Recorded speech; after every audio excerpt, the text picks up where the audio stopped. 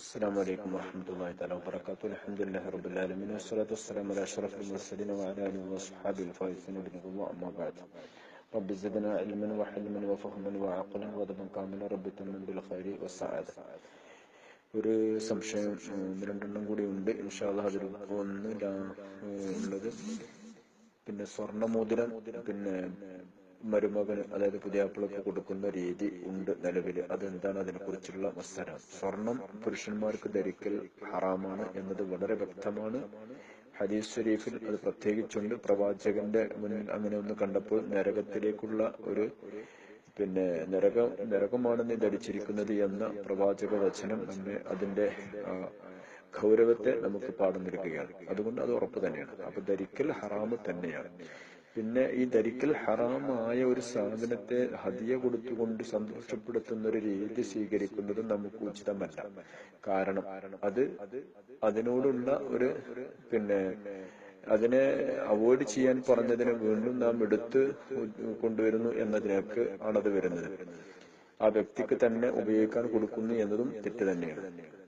പിന്നെ ഒരു സ്വർണം മേടിക്കുകയോ അത് കയ്യിൽ വെക്കുകയോ കൊണ്ടുപോവുകയോ ചെയ്യുന്നത് കൊണ്ട് ഹറാമൊന്നും വരില്ല. ഇപ്പൊ നമുക്ക് മക്കൾക്ക് വേണ്ടി മേടിക്കേണ്ടി വരും, ഭാര്യയ്ക്ക് വേണ്ടി മേടിക്കേണ്ടി വരും, ഉമ്മാക്ക് വേണ്ടി മേടിക്കേണ്ടി വരും. ഇതൊന്നും തെറ്റായ കാര്യങ്ങളൊന്നുമല്ല. അപ്പൊ ഈ ചടങ്ങിൽ ഇങ്ങനെ വന്നത് ഏതോ ഒരു ആചാരപ്രകാരം നമ്മളത് കൊണ്ടുവന്നതാണെന്ന് മനസ്സിലാക്കണം. പിന്നെ മൈമാക്ക് അതുപോലെ ഭാര്യയുടെ ഉമ്മാക്ക് അത്ര പ്രശ്നമുണ്ടെങ്കിൽ അതിന്റെ കാശങ്ങ് കൊടുത്താലും പ്രശ്നമൊന്നുമില്ലല്ലോ, അതും ഉപയോഗപ്പെടുത്താൻ കഴിയുമല്ലോ. അപ്പൊ ആ നിരക്കുള്ള ഏതെങ്കിലും മാറ്റങ്ങൾ ചെയ്യുന്നത് അത് മാത്രമല്ല, അങ്ങനെ കൊടുക്കണം എന്നൊക്കെ നിർബന്ധാവസ്ഥയും അതൊരു മാമൂലും അതൊരു രീതിയുമാക്കി സ്വീകരിക്കുന്നതിനെക്കാട്ടും നല്ല അതൊക്കെ ഒഴിവാക്കലില്ല. എന്തിനാ അവരൊക്കെ ബുദ്ധിമുട്ടിക്കുന്നത്?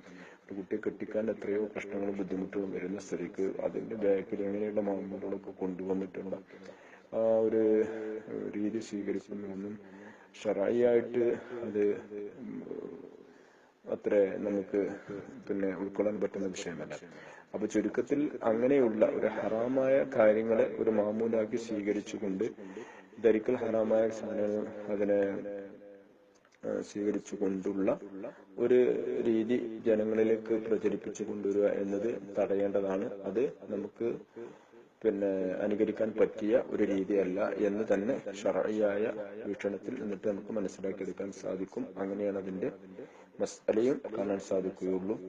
പിന്നെ ഇഷ്ടപ്പെട്ടോ മറ്റോ ഒക്കെ ആയിട്ട് സ്വർണം അങ്ങനെ കൊടുക്കുന്നെങ്കിൽ ഇപ്പൊ നമ്മുടെ നാട്ടിലൊക്കെ ഉള്ളത് അത് മേടിക്കുന്നു, അത് മേടിച്ചിട്ട് അത് ഉമ്മാക്ക് കൊടുക്കുന്ന രീതിയൊക്കെ ആയിരുന്നു ഒരു കാലത്ത് ഞാൻ കേട്ടിട്ടുണ്ട്.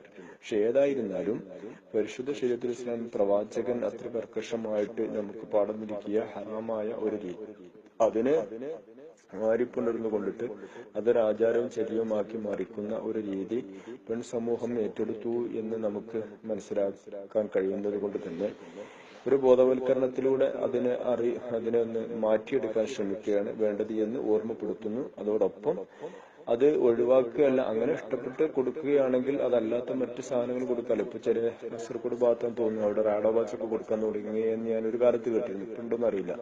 അപ്പൊ അങ്ങനെയൊക്കെ ചേഞ്ച് ചെയ്താലും കുഴപ്പമില്ല. അതും വേണമെന്നുള്ള ഒരു മാമൂല് നിർബന്ധമാക്കി കൊണ്ടുവരുന്നത് ഉള്ള ഒരു പ്രാദേശികമായിട്ട് അങ്ങനെ ഉണ്ടെങ്കിൽ അത് നിർത്തലാണ് ഏറ്റവും. കാരണം കഴിയാത്തവരുണ്ടാവും, പ്രയാസമുണ്ടാവും. അപ്പൊ നമ്മൾ ആണുങ്ങൾ നമുക്ക് കൂവത്തില്ല, നമുക്ക് ഇജ്ജത്തില്ല, അതൊന്നും വേണ്ട. നമ്മൾ അങ്ങോട്ട് ചെയ്യാം, ഇങ്ങോട്ട് അതൊക്കെ വാരി മേടിച്ചിട്ടുണ്ടാവുന്ന ഒരു രീതി വേണ്ട.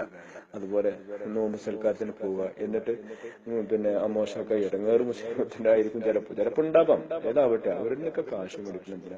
നമ്മളോടൊരു പെണ്ണിനെ മനസ്സിലാൻ നിൽക്കുന്ന ഭാഗത്ത് ആ പെണ്ണിനെ നോക്കാൻ കഴിയുമ്പോൾ പെണ്ണിട്ടാനാണ് പറഞ്ഞിട്ടുള്ളത്. അപ്പൊ ആ പെണ്ണിനെ നോക്കുകയാണ് നമ്മുടെ കടമ, അത് നിർത്തുക. അപ്പൊ ഇങ്ങനെയുള്ള മാമൂലുകളൊക്കെ ഇല്ലായ്മ ചെയ്യാനും അത് നിർത്തലാക്കാനും നമ്മൾ ശ്രമിക്കാം. അതിന്റെ കൂടെ ഒറ്റയൊക്കെ ആയിട്ട് ആരെങ്കിലും സ്നേഹത്തോടു കൂടെ എന്തെങ്കിലും ചെയ്യുന്നുണ്ടെങ്കിൽ അത് തെറ്റില്ല. പക്ഷെ എന്നിരുന്നാലും ഇങ്ങനെയുള്ളൊരു മാമൂലടിസ്ഥാനം കൊണ്ടുവരുന്നത് ഒരിക്കലും ഇസ്ലാമികമായ മാനത്തിൽ നമുക്ക് ലക്ഷ്യം ഇല്ല എന്ന് തന്നെ മനസ്സിലാക്കണം എന്ന് ഓർമ്മപ്പെടുത്തുന്നു. അപ്പോ അതാണ് ആ വിഷയത്തിൽ മനസ്സിലാക്കാനുള്ളത് എന്ന് അറിയിക്കുന്നു. വോയിസ് കേട്ടിട്ട് നിങ്ങൾ ഉദ്ദേശിച്ച കാര്യം ഇത് തന്നെ ആയിരിക്കും എന്ന് ഞാൻ വിചാരിക്കുന്നു. അല്ല മറ്റ് വശങ്ങൾ എന്തെങ്കിലും അതിൽ പറയാനോ നിങ്ങൾക്ക് പിന്നെ അന്വേഷിക്കാനുണ്ടെങ്കിൽ അറിയിക്കുക. അപ്പോൾ അതുമായിട്ട് വീണ്ടും ബന്ധപ്പെട്ട് നമുക്ക് സംസാരിക്കാം. അല്ലാഹു തൗഫീഖ് ചെയ്യട്ടെ.